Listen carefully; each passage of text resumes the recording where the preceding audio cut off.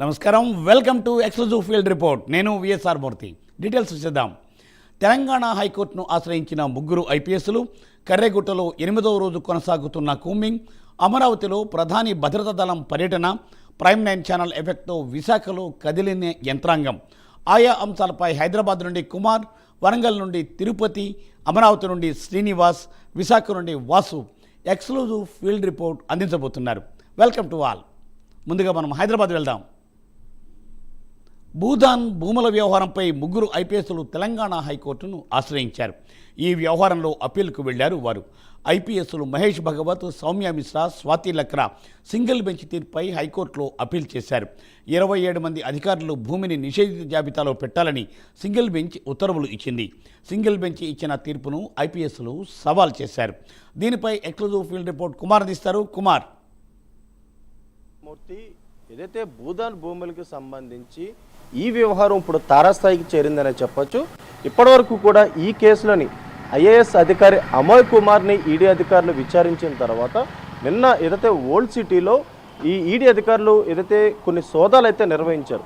ముఖ్యంగా భూదాన్ భూములకు సంబంధించి గతంలో ఎవరైతే ఈ భూములు కొన్నారో దీనికి సంబంధించి 27 మంది అధికారులకు సంబంధించిన భూములన్నింటినీ కూడా నిషేధిత జాబితాలో పెట్టాలంటూ కూడా హైకోర్టు సింగిల్ బెంచ్ తీర్పు అయితే ఇవ్వడం జరిగింది.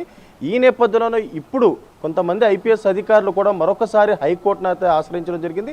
దీంట్లో ప్రధానంగా చూసుకున్నట్టయితే ముఖ్యంగా ఐపీఎస్ అధికారులు ఎవరైతే ఉన్నారో మహేష్ భగవత్, సౌమ్య మిశ్రా, స్వాతి లక్రా వీళ్ళు ముగ్గురు కూడా ఏదైతే సింగిల్ బెంచ్ తీర్పును సవాల్ చేస్తూ కూడా హైకోర్టును అయితే ఆశ్రయించారు. ఎందుకంటే ఈ భూదాన్ భూములకు సంబంధించి గతంలో కొంతమంది ఐఏఎస్ అధికారులు, ఐపీఎస్ అధికారులు కూడా ఈ భూదాన్ భూములు అయితే కొనుగోలు చేశారు. ఎప్పుడైతే ఈ భూదాన్ భూముల వ్యవహారం తెరపైకి రావడంతో కూడా ఇటు కొంతమంది హైకోర్టును ఆశ్రయించిన నేపథ్యంలో హైకోర్టు సింగిల్ బెంచ్ కూడా ఈ కొంతమంది భూములకు సంబంధించి నిషేధిత జాబితాలు అయితే పెట్టడం జరిగింది. ఇందులో ప్రధానంగా చూసినట్టయితే మహేష్ భగవత్, అలాగే స్వాతి లక్రా ఇలా కొంతమంది ఐపీఎస్ అధికారుల భూములు కూడా దాంట్లో ఉన్న నేపథ్యంలోనే ఇప్పుడు ఈ సింగిల్ బెంచ్ తీర్పును సవాల్ చేస్తూ కూడా వీళ్ళ హైకోర్టులో అయితే అప్పీల్ చేయడం జరిగింది.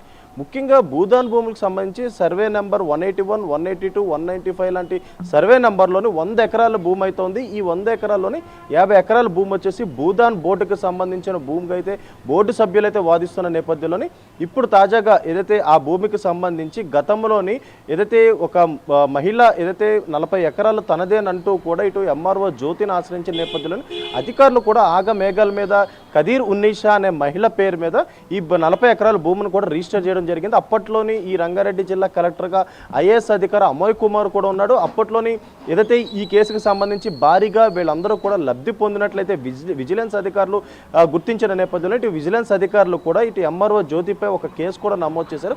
ఆ తర్వాత ఈడీ కూడా దీనిపై ఈసీఆర్ నమోదు చేసి ముఖ్యంగా ఈ భూదాన్ భూముల వ్యవహారాన్ని అంతా కూడా ఏదైతే ఎంక్వైరీ చేయడం స్టార్ట్ చేసింది. ఈ ఎంక్వైరీలో కూడా ఎంఆర్ఓ జ్యోతితో పాటు ఆర్డీఓ వెంకటాచార్యని కూడా ఏదైతే ఎంఆర్ఓ ఈడీ అధికారులు విచారించారు.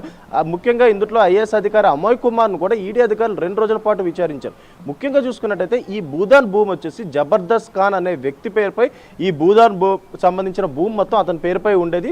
ఆ తర్వాత హజీ ఖాన్ అంటే అతను కొడుకు ఏదైతే భూదాన్ బోర్డుకి 50 ఎకరాల భూమిని అయితే దానం చేశాడు. ఆ తర్వాత ఏదైతే 2021లోని దీనికి సంబంధించి ఏదైతే కదీర్ ఉన్నీషా అనే మహిళ హజీ ఖాన్కి వారసురాలంటూ కూడా ఈ 40 ఎకరాల భూమి తమదే అని అంటూ కూడా ఇటు ఎంఆర్ఓ జ్యోతిని ఆశ్రయించిన నేపథ్యంలోని ఈ అధికారులందరూ కూడా ఆగమేఘాలపై ఇటు కదీర్ ఉన్నీషా పేరు అయితే ఈ భూమి అయితే రిజిస్టర్ చేయడం జరిగింది.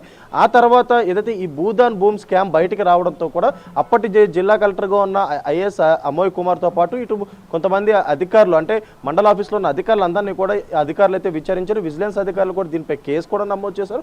ఆ తర్వాత ఈడీ అధికారులు కూడా దీనిని విచారించడం జరిగింది. నిన్న కూడా పాత బస్తీలో ముగ్గురు ఇళ్లలో కూడా ఏదైతే ఈడీ అధికారులు కూడా విచారణ అయితే కొనసాగించారు. ఎందుకంటే భూదాన్ భూముల వ్యవహారంలోని వాళ్ళతో కూడా చాలా కీలక పాత్ర ఉన్న నేపథ్యంలోని ఇటు ఏదైతే అధికారులు అక్కడ విచారించారు. ఇప్పుడు తాజాగా ఈ రోజు ఏదైతే ఈ భూదాన్ భూములకు సంబంధించి 27 మంది అధికారులు ఈ భూదాన్ భూములు కొనుగోలు చేశారు కాబట్టి ఆ భూములన్నీ కూడా ఏదైతే నిషేధిత జాబితాలో పెట్టాలంటూ కూడా హైకోర్టు సింగిల్ బెంచ్ తీర్పు అయితే జారీ చేసింది.